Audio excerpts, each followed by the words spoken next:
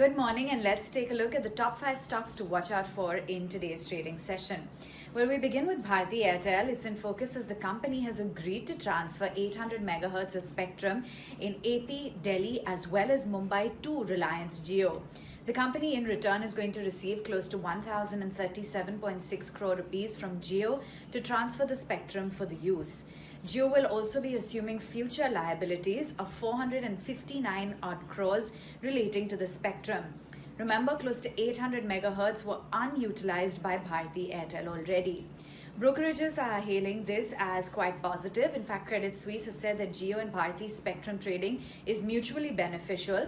The suggestion of moderation in a competitive dynamics bodes well, and that Airtel has got the spectrum from Tata Tele's acquisition. They've also said that additional spectrum will help Jio's capacity in 3 service areas, and these areas account for 17% of the gross revenue of Jio. Credit Suisse also says that Bharti Airtel is the preferred pick within the telecom basket. Moving on then to Tata Steel, the company has achieved the highest ever quarterly crude steel production as per the Q4 updates. The production on a provisional level stands at about 4.75 million tons versus 4.73 million tons. That's up about 3% sequentially. The delivery volumes at 4.67 million tons are up 16% on year.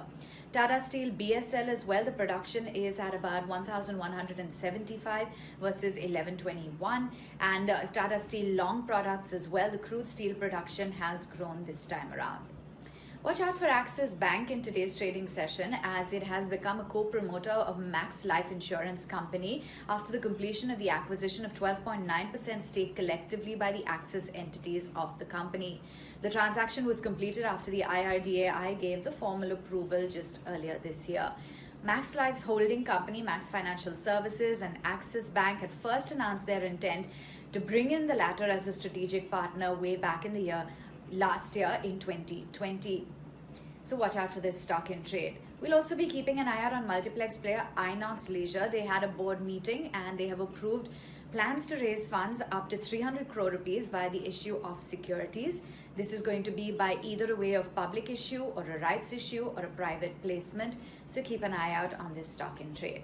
And finally, Indian Hotels, which operates Taj, HSBC has quite a positive report. They maintain a buy with the target price at 160, saying that the stock has been oversold on worries, but the growth strategy is very plausible.